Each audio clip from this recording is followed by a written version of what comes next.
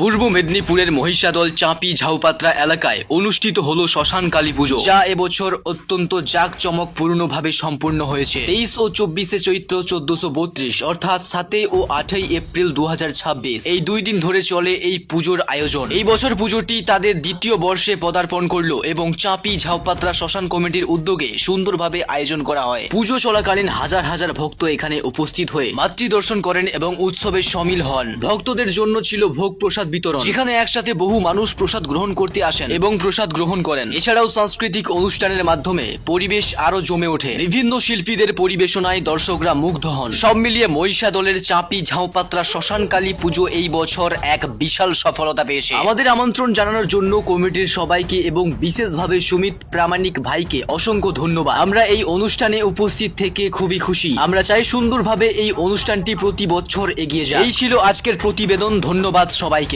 এমনই সমস্ত local news পেতে অবশ্যই আমাদের মহিষাদল বাংলা ফেসবুক পেজটি ফলো করবেন। আপনার পুজোতে সবার আমন্ত্রণ ছড়িয়ে দিতে, আপনার পুজোতে আরো ভিড় বাড়াতে যোগাযোগ করুন আমাদের সঙ্গে, কিংবা যে কোনো প্রকারের বিজ্ঞাপন দিতে এখনই যোগাযোগ করুন 6296205527 নম্বরে। অসংখ্য ধন্যবাদ সবাইকে।